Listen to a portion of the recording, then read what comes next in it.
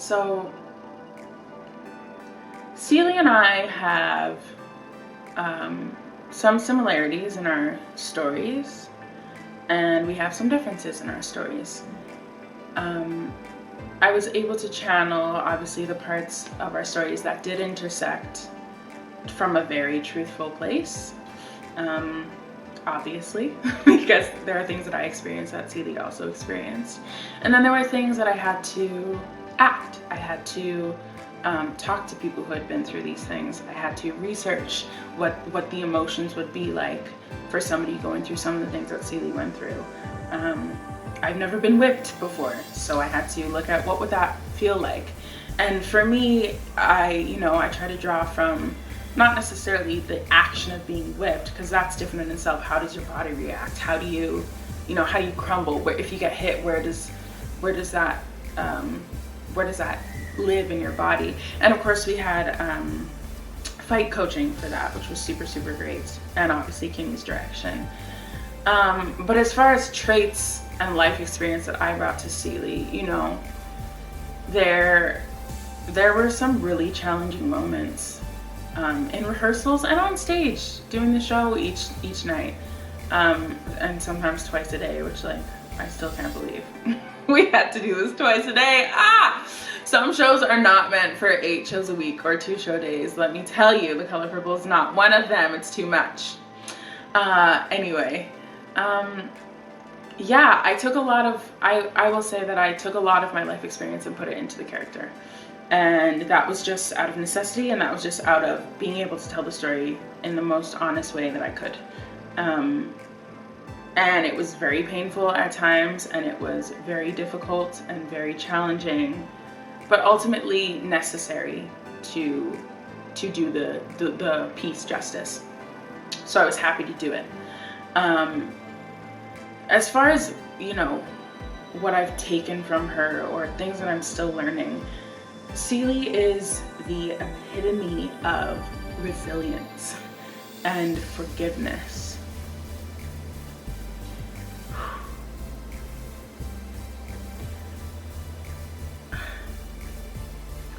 She endured so much in her life.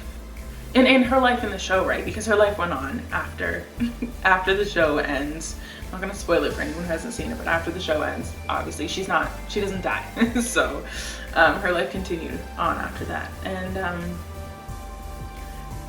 her journey of hardship after hardship, after tragedy, loss after loss, and in it she still persevered. She still continued to do what she had to do to survive. And you know what, a lot of it I think was survival for her. I think I don't think she had a choice to give up, because there were things that she was fighting for. And even if she didn't know that she was fighting for herself, in the end she was fighting for her sister, she was fighting for her kids, she was fighting for other women in her situation. I've never met, and I say met because I know her well, I've never met anybody who is the epitome of resilience and forgiveness like Celie is. I'm continuing each and every day to learn forgiveness and resilience. I think especially in a time like now where we're quarantined and we're dealing with a virus that's global, impacted the world. And I look at Celie and I look at what she had to endure, and I'm like, this is nothing. This is nothing compared to the life that she had to live. She had to go through abuse and suffering and loss and all of these horrible things. And I have to stay in the house for a few months and not work. And while that's also hard, and I'm not trying to, diminish how hard it is right now for us in quarantine, this is nothing that we've ever experienced before in our lifetime. So this is super, super difficult. So I look at her, 60, 70 years ago, and I can't imagine going through what she was going through by herself. She was alone, she didn't have anybody. She had her faith. she had her faith, she had God, and she, my God, like the strength within herself that she didn't even know that she had until, until she knew. Just like, it's hard for me to put into words what she's taught me and what I carry with me each day from her. It is her strength and her resilience. As a Black woman who's been beaten down physically, emotionally, verbally, been told she's ugly, been told she'll never amount to anything, been told she's worthless, been told she's lower than dirt, been whipped, been beaten, been punched, been choked, been slapped, like, I can't even imagine what that would feel like to be alone in that. It's very isolating, and yeah, I carry her resilience and her ability to forgive with me, and that's something I'm still learning, because Chile.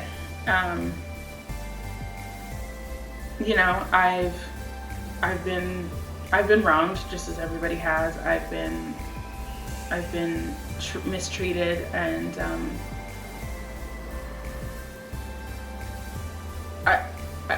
it's been hard to find it in my heart to forgive people at times in my life. And I think doing this show and having the experience of playing Celie really connected me to that part of me that was damaged. I think connected me to that part of you can forgive, and forgiveness doesn't mean that you reunite or that you accept this person back into your life. But it means that you forgive and you let go and you release them and you release their hold that they have on you and your being and your spirit. So yeah, and I thank her.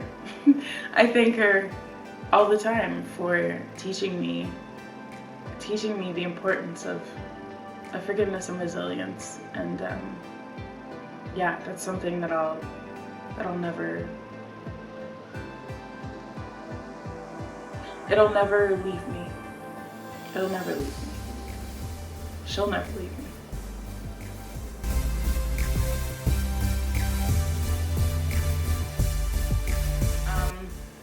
The relationship with Nettie on both productions was super, super important to me. And, I think I had a harder time.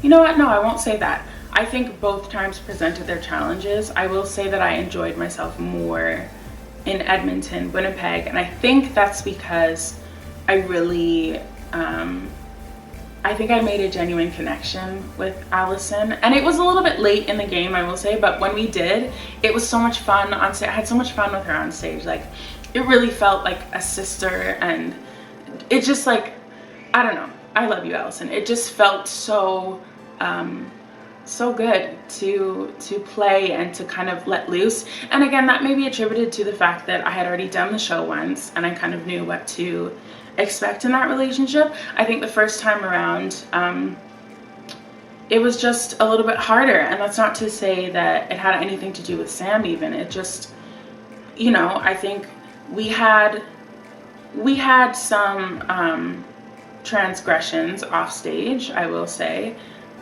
But I think we were able to move past those and to still put on a good show in Halifax. And I cherish what we did have in Halifax because I think we were beautiful together.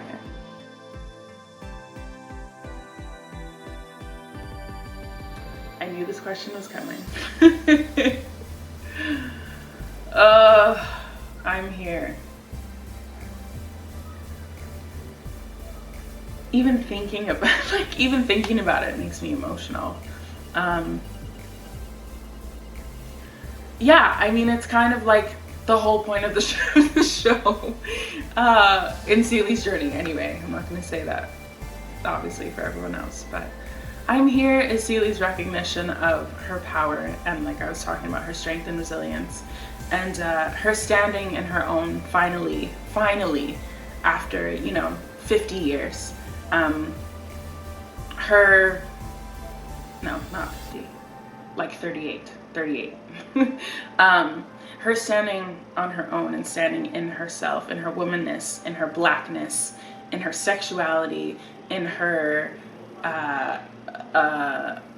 love of herself. Like that moment is so loaded. Like, it's just like, it's like the whole audience is like this, and then there's that moment of release, and that's what that is.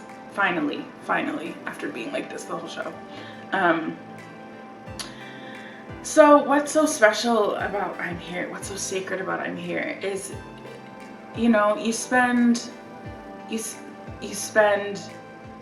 2 hours, imagine spending 2 hours being told you're ugly, being told you're worthless, being beaten up, being teased, being in a relationship that you don't really know that you're in, that you're kind of in a throuple. Like, imagine doing that for 2 hours, and then finally just like, it's like that moment of enough. Like, I'm here now. Celie is here now. It's her battle cry. It's her song. You know, I'm Here is everything. Like, the color purple is everything, but I'm Here is everything. As far as why it's so emotional each time, is because, you know, you're living her life for those 2 hours until you get to this song. Like, when I started the show, and I mean each night when I'm starting the show, we're at places, I'm not thinking about I'm here. I'm thinking, oh, I'm a kid and I'm about to go play with my sister. That's where I'm at. You're actively living through this stuff each night. So every time you sing the song, it's different, because every time you're going through whatever you're going through on stage, whether that's, you know, having another altercation with Mr. or having a moment with Suge, it's like, in real time this is happening. So when you get to I'm Here, it's like, well, how does it feel tonight? How does it feel in this Celie's night? You know, how does it feel in this Celie's life, in this version of Celie's life? So it's different every time. It's the same because, again, like I said before, the technician part of me is very rehearsed, and, you know, I wasn't going crazy. It pretty much was the same technically every night, although there were times where I felt the need to do more, or I felt the need to do less. Celie felt the need to do more. She felt the need to do less, just because of how she was feeling in that moment. Yeah, so it's so sacred because it's her offering to the world, to the universe, to her God, of like, I'm here, I'm finally here, thank you, I'm here, I've made it. And, you know, it's not that she doesn't care what happens, but she kind of doesn't care what happens, because she said what she needed to say, you know, and she's living her life for her now. You know, while still holding on to that hope, obviously, but it's very, very special, very meaningful.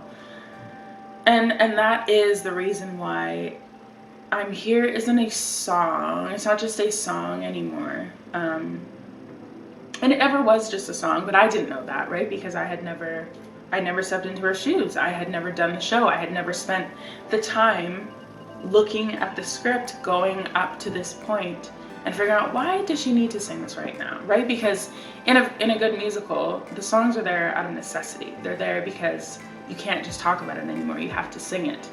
It is heightened. The stakes are heightened, right?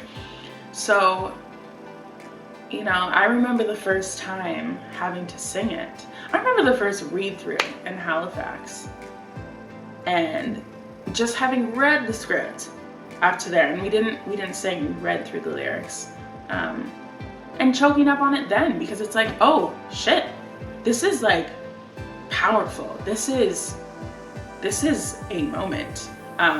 And that moment taken out of context. So to sing I'm Here at a cabaret, or to sing I'm here, you know, anywhere else but in this place in the show, just doesn't make sense. And it doesn't do justice to the piece and to what it means for a woman of Celie's stature and background, what it means for a Black woman to say these words, to speak these words, to sing these words at this time in her life.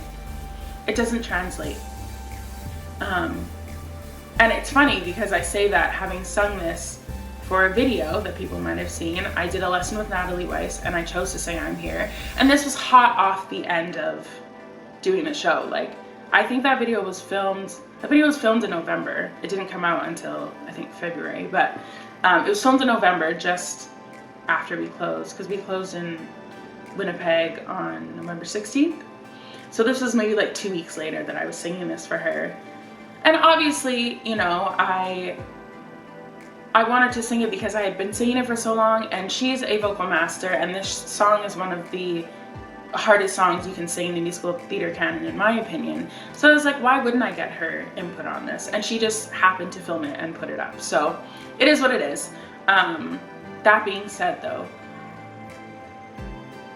it shouldn't be sung out of context, in my opinion, because of what it represents and what it means. And, you know, people are like, oh, are you gonna put it in your book? Absolutely not. Absolutely not. The emotional weight and pain and the cost behind singing I'm Here is too great. Period. It's too much. The only time I will ever sing it again is if I want to sing it for myself in my house because I've done it and I've had a hard day and whatever. Fine. Whatever. Cool. Is that ever gonna happen? I don't think so. It hasn't yet, so. Yeah, but I would sing that song out of necessity. And the only time it is necessary is if I am casted in the role of Celie in another production of The Color Purple and I'm asked to sing it. And that's just that for me. It's really that simple. And I think anybody who has played Celie would agree. It's just, yeah, it's something else. It's something else, and you go somewhere else, and you're forced to go somewhere else to be able to do it truthfully and honestly. And I don't think it can stand on its own either way, you know? People want to sing it because it has big notes and it's the message. I'm like, no, they'll like really look at what it's saying. Read the script even, and get up to that point, and then tell me you want to sing that song for your cabaret. No. No. Yeah.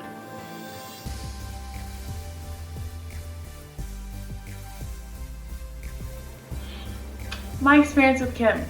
So, Kimberly Ramprasad, genius, innovator, sister, friend, teacher, director extraordinaire, storyteller. Kimberly is unlike anyone I've ever worked with, and unlike anyone I've ever met, actually. I was talking before about her grace. When I tell you this woman has more grace in her pinky nail than I have in my entire body, like, the grace that she shows to everyone is very admirable. I cannot speak. Yeah, it's very, I admire that in her. I admire her ability to show grace to everybody, and I try. If I can be a fraction as graceful as Kimberly, then I'll have made it in life. Let me say that. My experience working with Kim, like, how do you put into words the greatest experience of your career, of your life? And that she made that possible for you. You know? How do you thank somebody for allowing you to show your gift? How do you thank somebody for putting you in a position to excel and to be challenged and to rise to the challenge? I am forever indebted to her. And I've told her that several times. I'm telling you again, Kim, forever indebted to you if you need anything. I got you. She left a lasting impression on my spirit. And I think that is remarkable. Like, when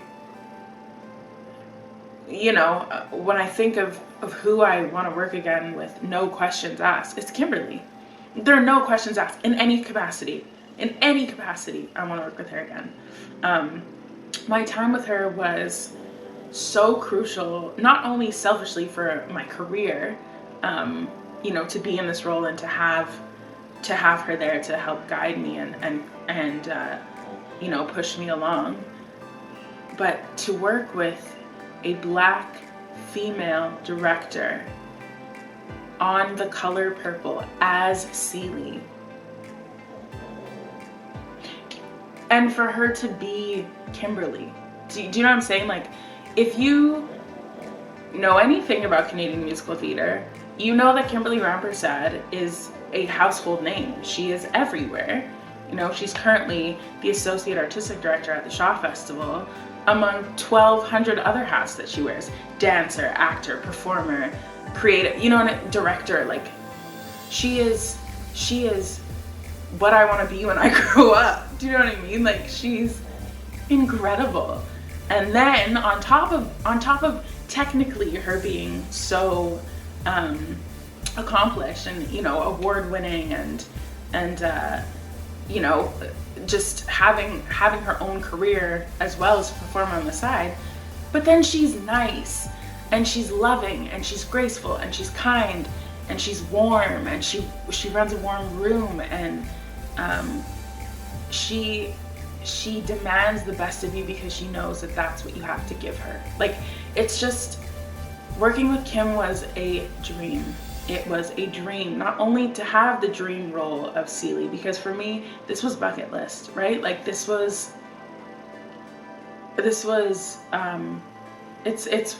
of the roles I've always wanted to play, and she made that happen for me. And then to get to do it with Kim is like, it was everything. Like, it was everything. It was everything. My experience with Kim was everything that I needed it to be, and everything I didn't know I needed it to be. There were times where I called her, complaining about whatever, or asking questions even. There was a time I remember fighting for Celie because I didn't think she would do something that Kim had asked me to do, and I, of course, obviously you do what the director wants. And then after the fact, I went to her that day and I was like, I don't think that Celie would do this at this part. She was like, you know her better than I do. Fight for your character. Do what you need to do. Show me. And like, that grace that was always extended, and that confidence in me, and that confidence in my talent and in my skill and in my judgment of who Celie was as a character was like the greatest gift you could ever receive as an actor. It's like, you want your director to trust you. She had so much trust and faith and confidence in me, and that means the world, because as the actor coming into this experience, you're like, well, shit, I hope the director, I hope they believe in me. I hope they see, well, they hired me for a reason, so I hope that they see that I have what it takes to bring this role to life. And Kim did that for me a million times over. I owe her a lot, and I feel like she would say that I don't, but I feel like I do. I really got to expand my craft during the show, and a lot of that has to do with her. Like, you know, this was my first big acting role. It was my first lead role in a show, and I had a lot of words to say, I had a lot of songs to sing, I had a lot of direction to take. So having her there at the helm of this massive project and being my kind of guiding light was more than I could ever ask for. Like, and again, what's for you is for you. So Kim was always supposed to direct this, and I was always supposed to be Celie. It was always supposed to happen that way. And there's a reason it did, and I think that reason is evident if you saw the show. Like, it just worked, and it just was what it needed to be, and that was magic. Straight up black girl magic. Y'all can't stand it. Yeah, so, I mean, again, my dog is snoring.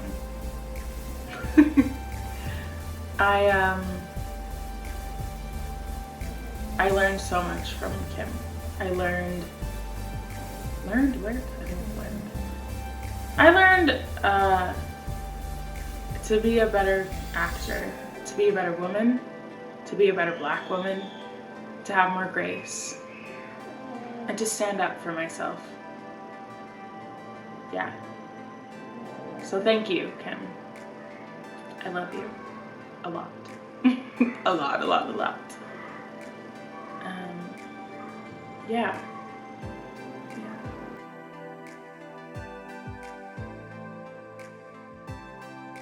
You know, I want to say too that none of this would have been possible without Alice Walker. When she wrote The Color Purple, I don't think she knew that she was writing, and this is KB's words, I'll give KB credit for this, a black women manifesto. That's what she wrote. In black folk speak. If you read the book, it's all in letter format, and it is in black folk speak, in old AAVE, African American vernacular. It's incredible. If you haven't read the book, please read the book. If you haven't watched the movie, please watch the movie. If you haven't seen the musical, whenever we come back from this, if there's a production going on somewhere, God willing, go see it. I don't care what you look like. You don't need to be black. You don't need to be a woman. Go see the show. If you are a human, you will connect to the story. And none of this would have been possible without Alice Walker. And I owe her a huge thanks. I owe her a huge thank you. Because without her story, I wouldn't have gotten to tell mine.